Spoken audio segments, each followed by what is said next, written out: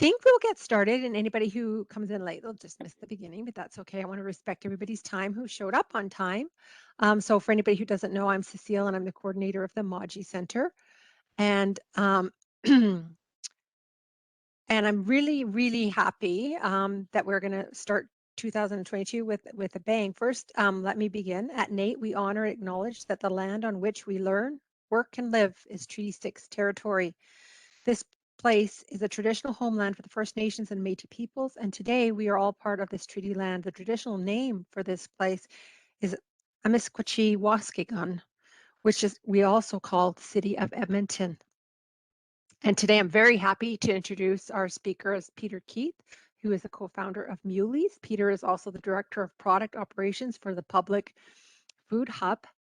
And Peter completed his culinary program at NATE and then went on to do his undergrad in business at the U of A and then finished his MBA at the U of A as well. So Peter is also one of our very valuable mentors, as is Kathy. And so I really welcome you and thank you for joining us, Peter. And over to you. All right. Thanks, Cecile. Hopefully everyone can hear me okay. If there are any sound issues as I'm going, just drop a note in the chat and I'll watch for anything that comes up. Thank you all so much for taking some time to be here today. It's been a year of a lot of virtual events, or 2 years, I guess, of a lot of virtual events that we're attending, that we're hosting. You know, I think we've all learned a lot about how to make them fun and exciting. So I'm going to try to make it engaging today. As much as I can, but you know, at the same time, I think sometimes we all sort of feel like, oh, another virtual thing. We kind of miss that in person. So it always means a lot to me when folks turn up to watch a virtual event that we're doing. So thank you so much to Cecile and the Maji Center for putting these together. I think this is just a fantastic idea, and I'm really excited to talk a bit about minimum viable products. I think in this case, kind of an accidental MVP. You know, we didn't really know what we were doing. I was in my very first semester of business school when we launched this product. So I hadn't got to that course where we learned what an MVP is yet. But for anyone who's interested in entrepreneurship or, you know, working in any kind of business that creates a product or a service, I think this is such an interesting concept. Something that we're always constantly learning and growing in. No one is an expert at how to do this. So I'll share some of my mistakes as well today. But yeah, you know, I want to keep it really informal. Feel free to add your questions in the chat anytime. I'll keep an eye on it. And we should have some fun this next hour. So a little bit about myself. As Cecile mentioned, my day job is with the Public Food Hub Co., which is a new startup that is really working to connect food lovers and food makers. We're building a platform for food and culinary startups to be able to launch and grow their brands more quickly. And that will include some retail locations. It will include some great technology and all kinds of different events and activations. But really today I'm going to talk about my role as co-founder of Meuwly and some of the things that my team and I learned throughout our journey. This month we're actually celebrating 5 years since the first launch of our Secret Meat Club. I'll tell you more about what that is very soon. I'm sure the name is intriguing if you've never heard of it. And then since then we've gone on to launch a few other parts of the business that we'll talk about. So yeah, as Cecile mentioned, I have an MBA, but really my career started with the culinary program at NATE, where I earned a red seal in cooking. And very excited and very fortunate to be a food entrepreneur here in Edmonton. So a little bit about Meuwly, just to give you some context as we talk about our MVP, you know, why we did it, where we are now. Meuwly is a multifaceted food brand. We're active in a lot of different parts of the industry. We have a retail market on 124th Street. We are a producer of CPG goods, you know, different small batch food products ranging from jarred mustard to smoked sausages, all kinds of things in between. We supply restaurants with a lot of those products, so we're actually active in the food service industry as well. And most importantly, why we do all this is we just want to be a supporter of the local food movement. We want to make great things happen in the community, and we want to showcase the other organizations that are doing really great things. I'm gonna see if I can move the chat box. Perfect. Don't use WebEx a whole lot, so it's always a little bit new. So today, we're going to talk about a product, really, that we created called the Secret Meat Club. Has anyone heard of the Secret Meat Club? I'll take a look, raise your hand if you've heard of it. Cecile was a member. Cecile was one of our first members of the club, so thanks again for all the support.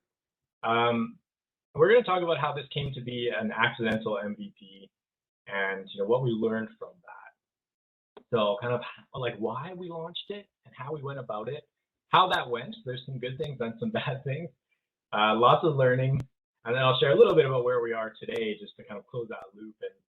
And the big theme of this conversation, I think, is that we're always prototyping, we're always learning and launching new improvements and kind of adopting this sprint mentality. So maybe while we start, I would just love to see, I'll keep an eye on the chat.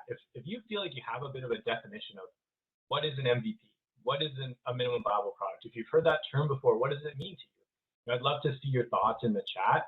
I'm probably going to learn a few things today too. That's always part of the goal. So it would be great to get your insights on it. And I'll speak to you a little bit about how I see that through the context of Secret Meat Club. So first of all, why does this exist? Why did we launch it? So this is a great photo that we took probably exactly 5 years ago. You can see some blueprints in the top. We had this great retail space that my business partners and I signed.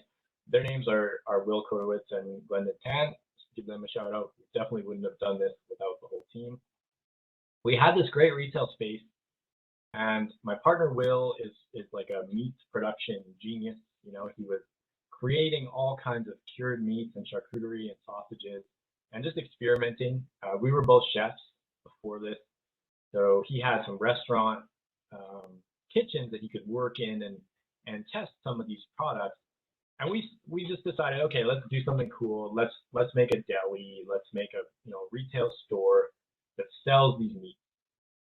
Signed a lease, gutted the place, and we very quickly realized it was going to be at least a year to build this thing. Old building, big project, complicated design. So that's the backstory. We've got these blueprints, and three of us. It's great to have a team when you're starting a business. It's also great to have a team when you need to develop a product and you need different perspectives on it. You need different insights on each new development that you make. So here we are, we're in we're in a little rented kitchen that we found, and we're developing all these products, and the three of us are just eating an insane amount of cured meat. Like, I'm sure the impact on all of our health just from that first few months will be long lasting, unfortunately. But what we started realizing is, we love this part of the process. We really love this research and development that we're doing, and we want to do more of that. But this is costing us a lot of money. We have to buy these ingredients. We're investing time in it. We're renting a kitchen, and we know that it's going to be probably a year before we can open our actual brick and mortar store where we can sell to customers. So really, we're just having a meeting over lunch one day, chatting about this situation that we're in, and I wish we could just recover some costs on this research and development.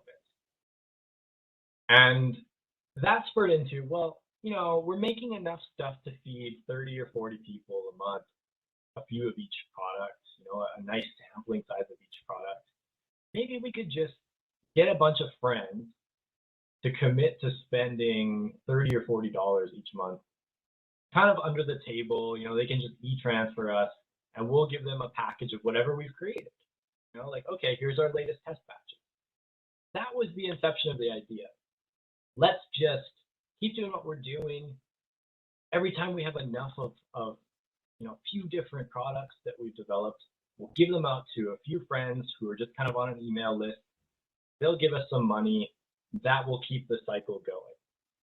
And then we took that a little bit further and we thought, okay, you know what?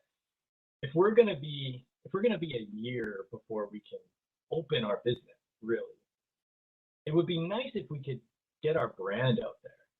It'd be nice if we could somehow get a bit of market share, get some awareness. But can we combine these two things? And that's really where we got the idea for a subscription box. So how did we actually launch this? Well, I used Microsoft Paint. I had a lot of fun going through some of my old files. I mean, this is from 5 years ago. Clearly, this is a JPEG, so I didn't even know yet how to make a graphic that you could resize. This is a Windows font logo that I was very proud of at the time. Totally Microsoft Paint. Made a website on Squarespace that I think originally cost like $8 or $10 a month.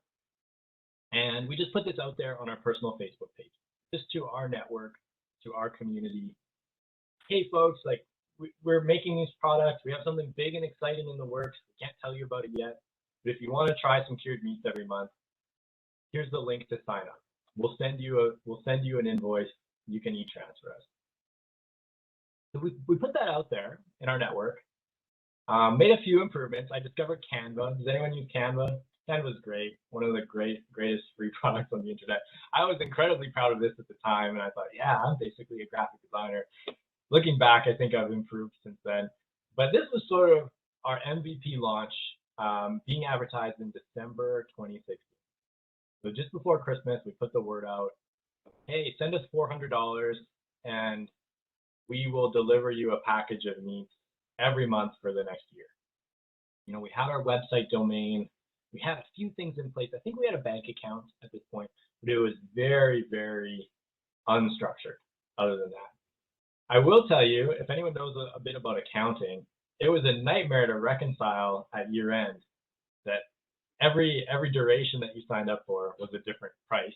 So I had to go back to every single transaction and try to make the bookkeeping work. But anyway, this is what it looked like. This is how we launched. And suddenly it took off. So we got an email one day from a producer at Global News saying, we've heard about this new club with this box that you've launched. Come on the show. We'd love to promote you. We'd love to have you on. So we signed up for that. We said, absolutely. I think they actually asked us to go on the next day. It was like a Friday afternoon call to go on Saturday. So we didn't have a lot of time to think about it. The one thing I did was I said to Will, okay, well, how many of these packages can we realistically do? I think we settled on 50. So on our Squarespace website, I capped the inventory. I capped the available orders at 50. And I think at that point we had maybe sold a dozen. So we go on the morning show. There's still a video out there where we talk for about a minute and a half. And all of a sudden I just feel my phone buzzing in my pocket. Like notifications are just going like crazy in my pocket. So we close up the segment, we're packing up. By the time we got off the sound stage, we had sold out of our 50 spots, and I think we had close to 100 people on a waiting list. So I looked at Will, I said, okay, now this is a business. We have to figure out what we're doing. We have to figure out how this is gonna work, because we had made no plans. We hadn't done any budgeting. We didn't have a plan for how we're going to deliver these products. We just had set a selling price, very brief description of what it would be, and put that out there in the world, and it sold. So that was an incredible feeling, I guess. It was very validating to know that we have the makings of something that is really interesting for people. But it was also terrifying in a way to think, okay, we've got about 3 weeks before our first package is due to go out. What are we doing? How is this going to work? So this was a little photo we snapped of these paper bags loaded up in our personal cars in the very first month. We set out to deliver these 50 packages. I'm sure we spent hours more on the road driving around delivering than what we really should have or needed to, because we didn't have a system in place. We didn't have a delivery routing plan. We didn't have the right technology stack to power some of these things. But we pulled it off. We made it work. And one of the things that happened from this is in our first few months, we started getting these incredible brand advocate relationships forming in Edmonton. You know, those first 50 people who were signed up, they really felt almost like a Kickstarter. I think they really felt like, hey, I'm part of the initial success story of a new business. You know, they were proud to tell people about it. They were excited to be able to support us. We started getting some really great feedback. But there were a lot of moments of, okay, how did we miss this? How did we not think about X, Y, and Z? So this is an email, I looked it up this morning. This is an email that we received about our very first month of delivery. And the gentleman was quite polite, but he said, so like you didn't label any of the products. We didn't know what anything was. And there were no ingredients. Like he asked us, and later in the email, I said, isn't it like the law that you have to put ingredients on food that you're selling in Canada? And we sort of looked at each other like, yep, it certainly is. Sorry we missed that, sir. So this was a really important part of that MVP process for us. Is, you know, you can't think of everything, and you'll never be able to launch that initial prototype with everything. But make sure you do some research about the absolute critical things, because this could have gone a different way for us, right? I mean, we had some really supportive, really kind early adopters who were very gracious with their feedback, but we could have had some issues if people were not so understanding. So that was a really important wake-up call for us. Of, okay, before we do our next month, what are the most important improvements that we need to make with this product? Something else that we started seeing with this MVP is the idea of exclusivity, right? Suddenly, by our third month, I think we had a 300-person waiting list. So everyone was telling their friends, hey, I'm in this secret club. It's literally called the Secret Meat Club. Put your name on the list right now because, you know, there's 300 people ahead of you and it's super exclusive. Only 50 people can get it at a time. I think that really actually fueled our growth, right? I mean, think about standing in line for the first iPhone launch and every iPhone launch after that.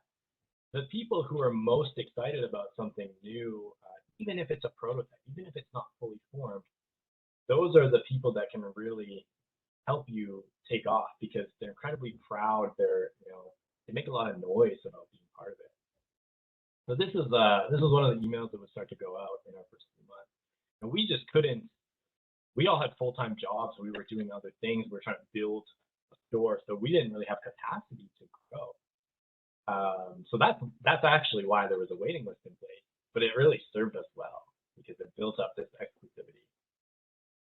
And then what started to happen is this prototype that had never really meant to be part of the business, never intended to be a revenue stream, something that we would continue. But it started getting a lot of attention. It started getting media attention. We got interviews. People were promoting it as something that would be around in Edmonton for a long time. And as this was happening, we had to look internally and say, okay, well, is that what we want? Do we want this product as it currently exists to be around for a long time? And if not, how do we need to change it or grow it or improve it to make it viable and to make it work for us? So that was a really important part of that development process too.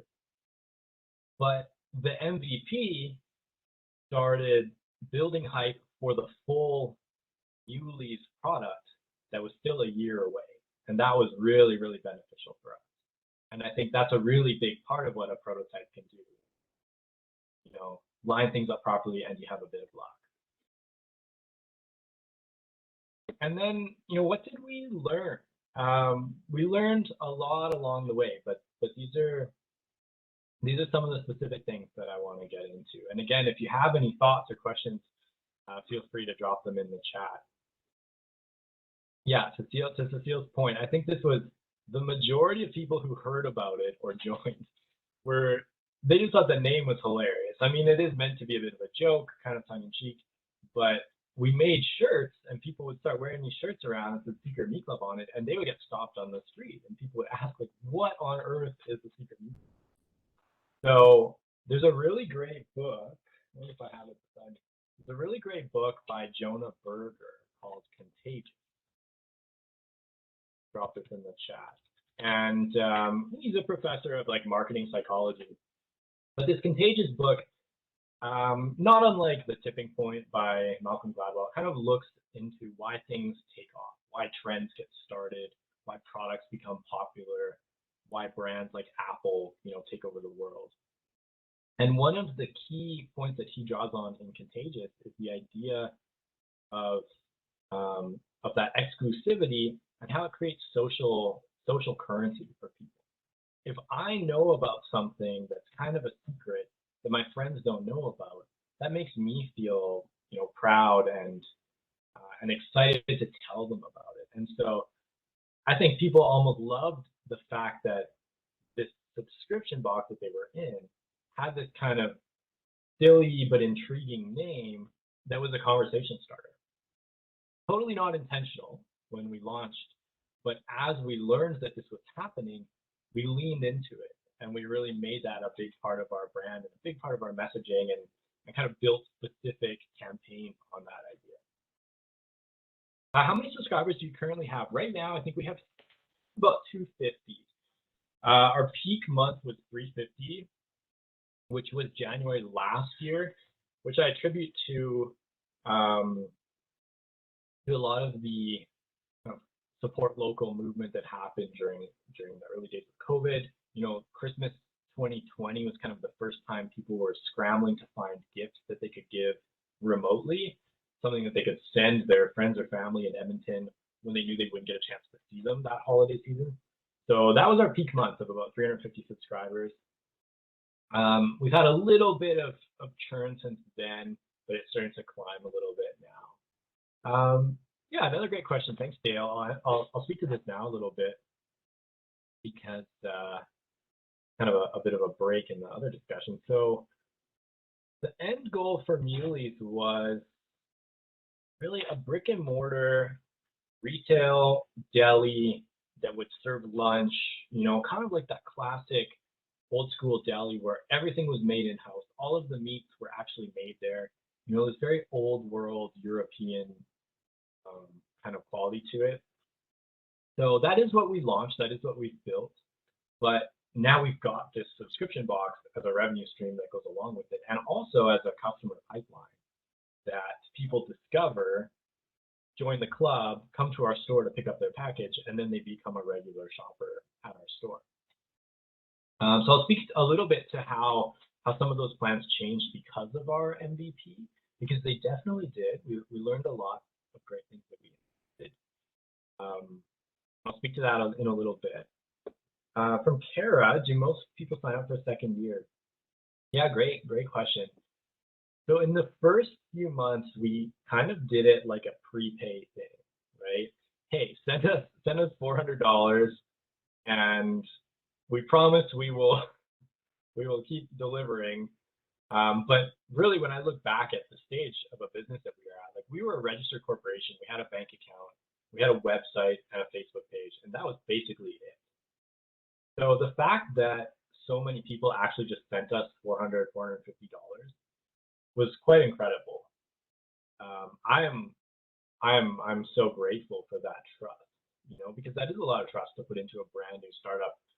Okay, you saw them on TV, so they seem legit, right? In the early days, I think when we had served our first 100 unique subscribers, I pulled the stats, and only 5 of them dropped out after their first month, because you could pay for the whole year or you could just go month to month. So yeah, we had about a 5% attrition rate in the beginning. It's a little bit higher now, which I'm okay with. In a perfect world, that retention would just be incredible. But when you're talking about a food product, it's really important to understand that you can't be everything to everyone, and you shouldn't try to be. And so some people who sign up for this mystery package of meat, their feedback would be, oh, well, like we really hate spicy stuff. So unless you can guarantee that you'll never put anything spicy in these packages, then it's not for us. And our answer to that has to be, okay, thanks so much for the feedback. Thanks for trying it out. Here's other ways you can buy our product where you can pick and choose. But this club is what it is, and we can't customize it for every single person. So that attrition rate is I think pretty healthy for where we're at. When I pulled the stats, actually just recently, I pulled some 5-year stats, and I think the longest running subscription that we have now is something like 42 months. We've had someone who has kept going without a break that long. So again, I'm flattered and just so grateful for that kind of support. It's really incredible. So what did we learn? What are some of the things that we learned from this minimum viable product? If there's any product managers in the room, or people who are familiar with marketing and some of these different theories, I'm going to talk through a very simplified version of the whole product model. I think comes from the book Crossing the Chasm. And so this chart I really like because it kind of intertwines the diffusion of innovation with the whole product model. So again, excuse me, Dale, Cecile, if I butcher this. This is going to be a very simplified explanation. But the idea here is the center of this circle, the generic product, is kind of like what you actually are selling. At its core, the basic product offering that you put together that you as a business believe you're selling to your customer. But the expected product, the larger circle around that, captures some of the features or attributes that a paying customer assumes or expects that they'll receive as part of this purchase, right? So I think a good example of that is, if you buy an Apple iPhone, the generic product is you're buying a phone and all the technology that's loaded onto it, and the headphones that come in the box and the charger cable. The expected product, one of the things that Apple learned is folks wanted to be able to take that iPhone out of the box and use it right away. So the expected product included shipping it with a charged battery, right? Super, super small detail, but to that kind of first impression, that wow experience that Apple wants to create, that's actually a very important detail. So they've lined up these two charts to kind of show how your core, your basic generic product is usually enough for these folks over here on the left, the innovators and maybe some of the early adopters. So the innovators will support you because it's new and innovative and exciting. They will buy it and they will be patient with the flaws, and they'll just be excited to be part of it, right? I mean, those innovators are the people who have every single version of the iPhone because they love these new and exciting things. But if you want to sell higher up this curve, you're going to have to get closer towards that expected product that people are looking for. And so that's what this outer ring is. The augmented product is kind of other external assets or services or add-ons that can kind of complement your generic product. And so, for example, with our Secret Meat Club, the generic product, what we really worked on and what we thought we were selling to people is a bag of charcuterie and sausages every month. Our assumption was, yeah, people are signing up. This is what they're expecting. This is what we need to focus on. This is our product, right? For our true early adopters and innovators, they were very happy with it. This was great. If there was feedback or criticism, it was very positive, very constructive. They were willing to give us plenty of chances because they were so excited about the generic product. But to get to the early majority, to get to a few hundred subscribers, and to get to the point where this would be the right experience for the average Edmontonian, there were all these features that they needed. And when I look at the list now, like, these are quite reasonable things if you're offering a home delivery subscription product. But we hadn't considered this. This was not part of our main kind of MVP. Right? So if you have a subscription product, people are thinking, well, can I just give you my credit card and you auto bill me every month? Yeah, that makes perfect sense. We didn't have that. We didn't have the technology. We didn't have a plan for how that would work.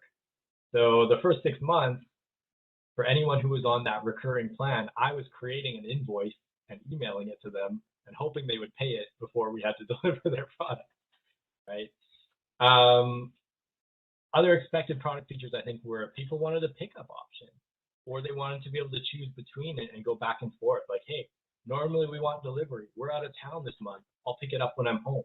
We had no plan for how to handle that. We didn't know how to respond when we started getting those emails, right? People wanted to be able to track shipments. I still remember, I think it was our second month, and like truly, we were loading brown paper bags in Rubbermaid bins into Will's, Dodge Caravan and driving around the city using Google Maps and ringing people's doorbells. And I still remember we got this email from someone saying, well, I opened up the emailed receipt that you sent me and there's no tracking information. So I'm not sure like what the expected delivery time is today. I was hoping for some tracking. And we're like, hey, we're two guys in a warehouse kitchen with a minivan. We don't have a tracking system. But of course that's reasonable to expect because that's the industry standard for home delivery, right? So these are some of those features in the expected product. And we learned very quickly and started to build up that kind of backlog that these are things we need to implement if we're going to make this a really viable business for the long term. And we're going to move it, cross the chasm and move it up that innovation curve. So our augmented product, and these are things that we're using today. We've reached these. Like, this is not an in-house technology that we built. It's not proprietary. These are third-party things that we've augmented our core product with. So we use a tech platform called Subly. If you have a subscription business or you want to launch a subscription business, I highly recommend you check out Subly. It's fantastic. So that manages our monthly recurring bills. And it also has things like referral codes if you want to send your discount code to a friend, and then you both get a bonus, right? It has things like gift cards. It has things like you can skip a month anytime. You can do a bi-monthly or a quarterly subscription, which is great because, at first you might think, well, don't you want them to buy it every month? Well, you know what?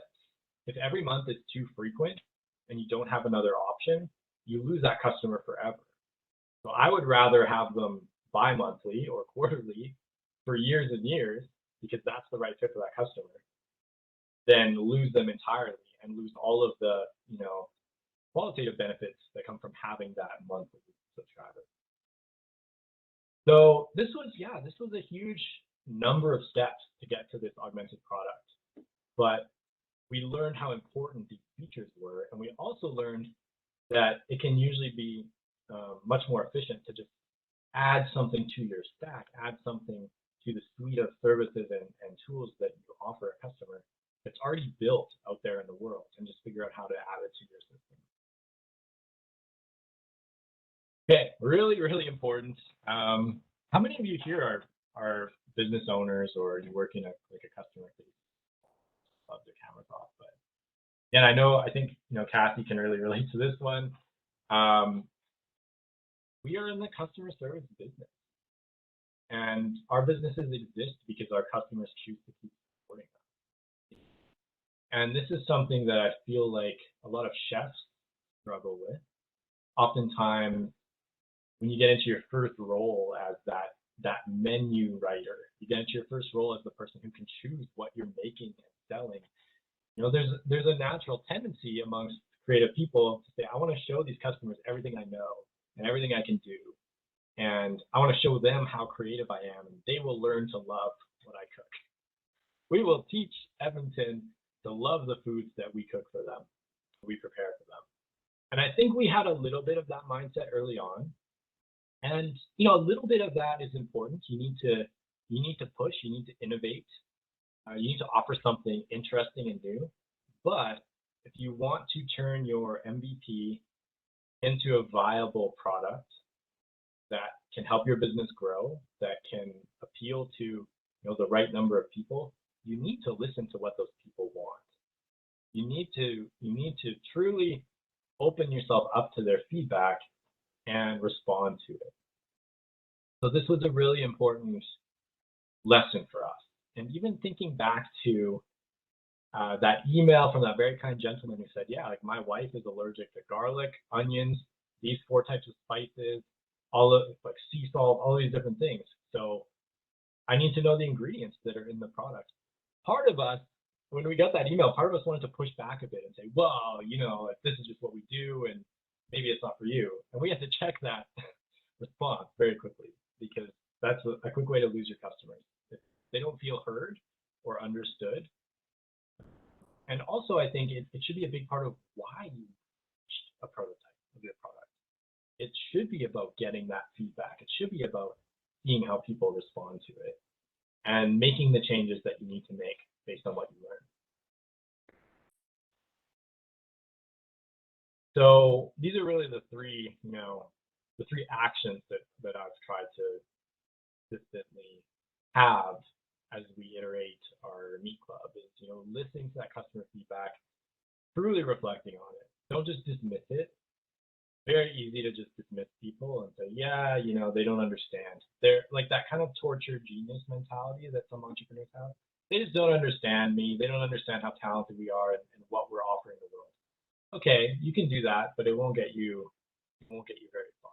So reflecting on that feedback and considering which pieces of it are a good fit for your business and which ones are not. Right? So that, for me, that big step was launching that quarterly subscription option, because I always thought very firmly, no, this needs to be every month. And then when I realized how easy it would be with the right technology platform to offer different frequencies, and I kind of crunched the numbers and I thought about it, I realized like it would be so foolish to not offer this for our business. But I had to do a lot of reflection before I was willing to make that improvement. And then I think the other piece is you need to ensure that the prototype isn't just a perpetual prototype, right? You need personal accountability and team accountability to launch those improvements as you go. So one of the reflection pieces that we learned is we need to dedicate time and attention specifically to these 3 things for Secret Club. What are our tactics? What are we doing to acquire new customers?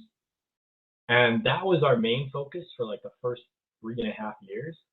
Again, as I progressed through business school and meeting more fantastic entrepreneurs and attending sessions like this, I started to understand the value and the importance of retention. Retention is not as like exciting and sexy as winning new customers. Winning new customers always feels amazing, but retaining customers in this monthly recurring revenue type of business, retaining customers is really the most important thing, because you've already spent the money to acquire them. You've already done the work, and it should be easier to retain them than it will be to go out and get new ones. And then referral.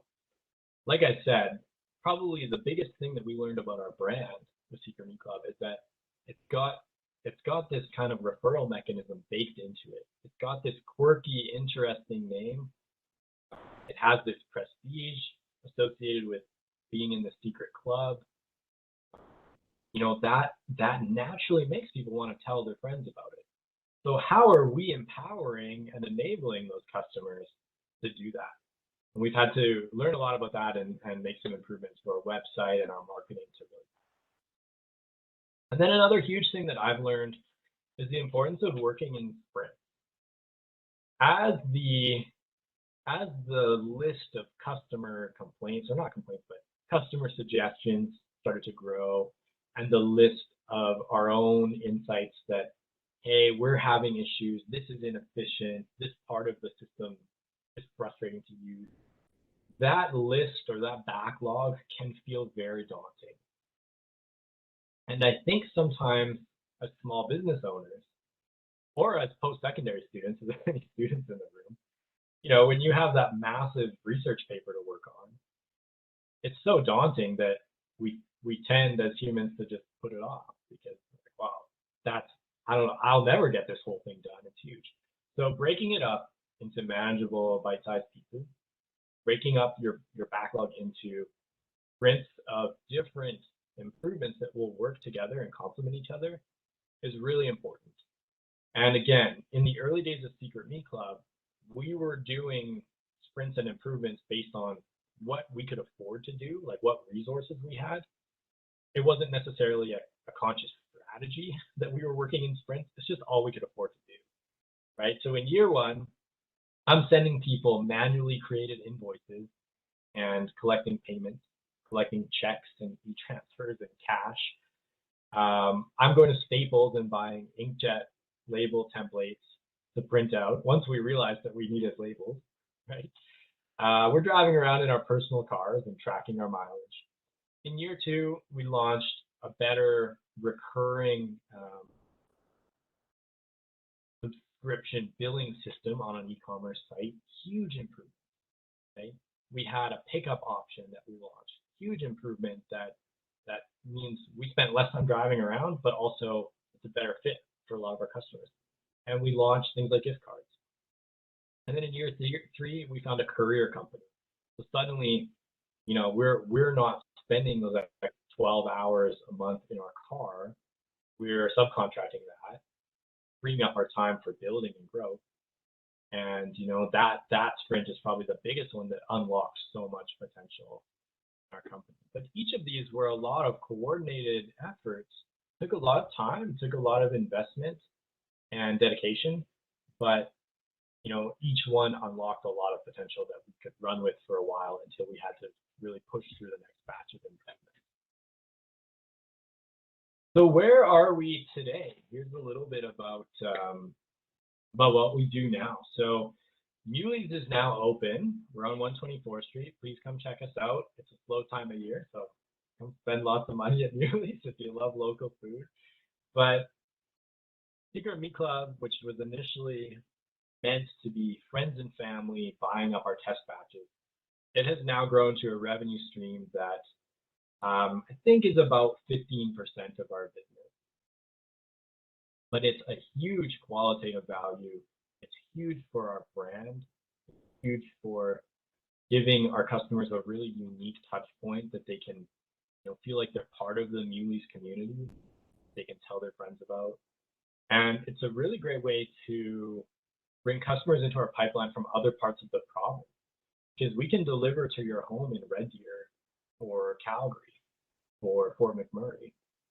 And as we build up those customers in different communities, now I can go to a retailer in Calgary and say, hey, you should stock our products because we have 50 monthly subscribers right in your neighborhood who would come and buy them from your shop because they already know and love our brand, right? So building up a little bit of that kind of market share in unconventional ways that is helping us in our more conventional parts of the business. So yeah, we fluctuate between about 250 to 350 monthly subscribers right now. Currently running through another big sprint. You know, we still do that. We still constantly trying to improve. But I'm doing a lot of work to try to grow our customer base in other cities. We have 4 different types of packages. So this was a huge one. You know, when we expanded this prototype from just a $40 a month set package to then offer a $20 a month that was half the size, we sold more of both of them. Like our gross revenue increased because sometimes people need a price anchor, right?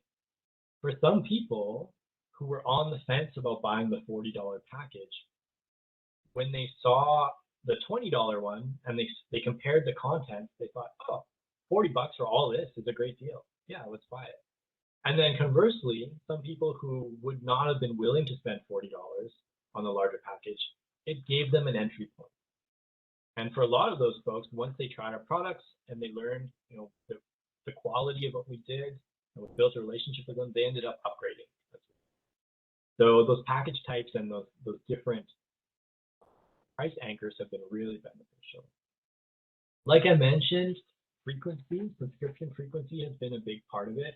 You know, I think that's when we talk about monthly recurring revenue in business, it's usually coming from like a software as a service sort of conversation where no one's going to skip every second month and just not use Microsoft Word, right? We kind of keep our software all the time. We keep QuickBooks on our computer. We keep Netflix all the time. But for a physical product being delivered to your door, we were getting feedback from people saying, you know, my fridge is too full, so I'm going to cancel. And now we can offer them, hey, why don't you just go down to quarterly for a while? That's been really, really fantastic. And then some of these things that help with referral, like gift cards and a discount referral program, and some things that help with retention or growing customers, like an upsell feature, right? I actually just launched something, so every 6 months you get a little reward from Meuwly's, and it's fully automated. I don't have to do any work. It's all done with discount codes and auto emails and things like that. So that's where we're at today, and you know, it's been running nonstop every month, 5 years, which is shocking when I think back on it. We've got this postcard on the screen. Before COVID, every month we would print a postcard, and the other side of it would have all the items in the box. We do different designs and different colors, and I've got this container with the first 3 years of these postcards all stacked up, and it's really incredible to flip back through them and see not only did we get more creative and better at the products that we're putting in the box, but even thinking about, wow, going from that Microsoft Paint design that looks incredibly amateurish to where we've come, just using the tools that were out there and practicing and having the discipline to keep improving every part of the product. That's really rewarding to look back on. Since COVID, we've made it all digital because there's so many delays. But yeah, that's Secret Me Club today. If you have any other questions or thoughts about what it looks like today, for sure, drop them in the chat there and speak to those. So I really wanted to sum it up with 3 big takeaways. Some of these I've explicitly talked about already, and some of them I haven't. But I think the absolute most important thing for me about doing this prototype that we did not do when we started out is you need to have a customer first mindset. You need to be consciously choosing to do this work so that you can get to know your customers, you can validate your product, you can improve your product based on what your target customer wants. Or you might realize you have the wrong target customer. That happened to us. Like, we really thought this would be 26-year-old kind of like hip trendsetter people who really love to eat charcuterie. What we realized is they can't afford to do that every month, or they would prefer to just go out and eat. And our average subscriber age from 5 years of subscribers is like 55 years old. The oldest person who subscribed is 85. So it's actually a much older target demographic who loves and supports us. And so we've changed what we do. But we had to have that customer first mindset, because otherwise we would have been sitting there thinking like, oh, these stupid 25-year-olds aren't paying attention. You know, like, we just need to spend more money to try to get them to pay attention. Really, really important. And this doesn't mean that you sell your soul for whatever people are asking for. You have to stick to your vision, stick to the values that are important to you, how those play out in your product. But really, if you're not listening to people, then this whole MVP experiment is a bit of a waste of time. Secondly, I didn't speak to this yet, but knowing your metrics, I think, is incredibly important, because Secret Me Club for us was never meant to just be about revenue. It was meant to actually be cost recovery. It was meant to empower research and development. So if we got too large with Secret Me Club, we wouldn't be able to innovate on our team. We would have to stick more to the tried and true products that we can just quickly churn out a huge batch. So there's a sweet spot for us for this specific product, because we know that metric of top line revenue is not everything. Right? We also know that, you know, profit has to come in at a certain point. So that helps us manage the product accordingly. We know that brand awareness and just kind of top of mind awareness is a huge metric for why we continue to do this. So that's something that we're measuring. You need to know what those things are that you're measuring for your specific product, especially as an MVP. Otherwise, it's going to be very difficult to make real improvements. You'll keep doing work, you'll keep pushing out new features, but you won't have a way to measure if they're the right features. You don't have your correct metrics in place. And then I think celebrating small wins with an MVP is incredibly important. You know, we've been in business over 5 years now. Few feelings compare to that walking off the soundstage at Global News and seeing that I had 50 orders in the last 30 seconds on my phone, right? That was such an incredible win for us at that stage. And there have been so many things like that along the way. And I think it's important, especially when you work on a team, that you put those things front and center and that people have a chance to share in that success, because there will always be that backlog of things that aren't good enough. And if that's all you're thinking about, this is not very fun to run a business. So those small wins, those successes that happen along the way are incredible. Those are my 3 big takeaways from our experience. Product. So that's my presentation today. We've got a few minutes left. If anyone has any questions, I'd love to keep the conversation going.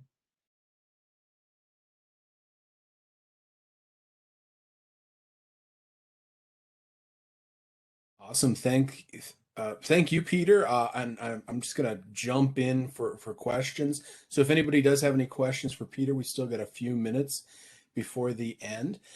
Kathy snuck one in here at the end. Why do you keep SMC and Meuwly's different brands? Kathy, we're 2 minds thinking alike, because we're not going to much longer. I've actually just brought it onto our main Meuwly's website. The big reason in the early days is it was part of our launch tactic. We wanted to have this secret club for about 6 months, and then when we put a Meuwly's kind of press release out there, it was going to be this grand reveal, oh, these are the people behind the secret club, and this is what they're building. So we did that. We kept the brand going for a long time because it really seemed to help drive acquisition. But I'm realizing now that it's kind of just confusing people more than anything. We want to grow Meuwly's as a provincial brand, as a CPG brand that you can buy in other stores, as a name that people recognize on menus. And so I think it's more important in the long run to have Meuwly's as the main visual identity, the main name brand, and kind of a consistent feel across all of our channels, even if it does mean giving up the sort of fun, the benefits that the Secret Club brand has. So that's a change that's in the works. We've thought about it a lot. We've talked about it a lot over the years. In our first year or so before the store opened, it was also nice to have this kind of private label thing, so that if it didn't work out, we hadn't negatively impacted the Meuwly's brand. But we're so far past that now. Now we know we can stand by what we do. We know our systems. We know that it's going to work. So we want to bring those brands back together. Do you still restrict the amount of subscribers and have a wait list? We don't anymore, and that could change in the future. If we had another retail location, if we built up some of the revenue in other parts of the business, then we might turn the subscription box back into a marketing play. Right now, we need it to help with revenue. We need it to be a profit center, and so we want to grow it to probably 400 to 500 people. Above 500 people, we don't have the facility for it. We don't have the infrastructure for it. So then it would be another decision. And that might be when we start to restrict it. And the waitlist is fun. It does help. But the conversion rate on a waitlist is not always as good as we would hope. If 100 people put their name down, which costs nothing to do, maybe in the end part of having a waitlist, maybe our conversion rate was 40, 50%. In the first few months, it was 100%, but it started to decline. People lose interest. People forget what it was. Those types of things. And Peter, I've got 100 questions for you, but we're short on time, and everybody else gets priority over me. But since there's nobody, I'm kind of curious. Your MVP, you stated that 50 was your capacity. Now you're serving probably over 350, if I'm remembering your numbers correctly. Just wondering how you scaled your operations to meet the demand. Yeah, great question. If anyone's familiar with the term step growth, kind of a love-hate thing in business, we were pretty flat for a long time because we had other jobs, we had a very small kitchen space, and we had a minivan. So now, adding on a courier who will schedule as many drivers as they need to our deliveries, that's outsourced, so it costs us a little bit, but that was a huge step in being able to scale. Opening our brick and mortar facility was the big thing. So in the month that we got into our new kitchen, we opened it up from I think beforehand we had maybe 100 people max. We opened it up and we jumped over to like 200, 250 in that first month that we opened. And that's when we cleared out our waiting list. It was truly just about equipment capacity, storage capacity, refrigeration, all of those kind of fixed assets that had already been paid for, were already being built, but we had to wait for that new step to open up, and then we could start from a much higher level. So that's kind of the trajectory that we're on now. Now it's not really limited until we got up to say the 500%. Then we start to hit stories which again. It's amazing. And I'm curious, at the top of the presentation, you asked folks to define what an MVP is. I was just wondering what your definition of an MVP is. And then I'll just tack something on there because I feel like that's a quick one. I was wondering what you initially tested, because in my world, if we're building a test like an MVP, we need to be testing something. So what were you testing initially with your MVP? Great question, Dale. Yeah. I think I had a better definition of MVP until just recently. I read the book called Sprint. I don't remember the authors, but if you're familiar with that book, it's written by some folks from the Google Ventures team. And they kind of flipped it a little bit, and they said, MVP might not be the best term. Just think of it as prototypes. So I kind of now am personally using a definition of, it's a product that's feasible for you to make in the short term. So it doesn't necessarily have to have the long-term feasibility metrics being profitable, right? But you can do it for a while, you can run with it for a while, and it's feasible for your team, and it's viable in the market. It's enough that some people will buy it. You can decide how many people need to be willing to buy it.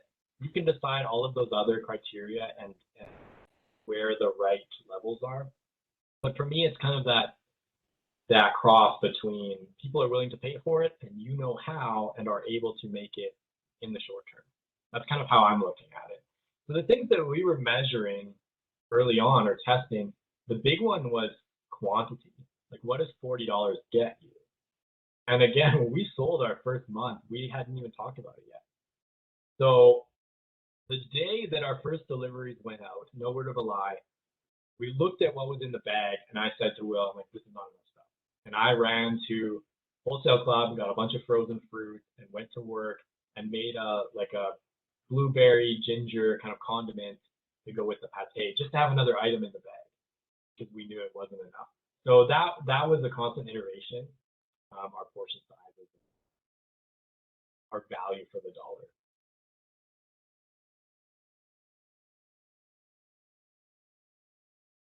Excellent. All right. Well, that concludes our 1 hour, which flew by. I thought that was really fantastic. I actually learned a lot, Peter. I might be frozen here, so hopefully people can hear and see me. I'd like to thank everybody for attending our session today. We've got some other great speakers who are coming up, so check out our latest listings for what we've got coming up. Thanks again to Peter Keith for sharing his journey with us. Terrific job. I see why Cecile's always so high on you, Peter. And it was great to finally meet you. And thanks everyone for attending. Everyone have a wonderful day and take care. Bye now. Thanks everyone.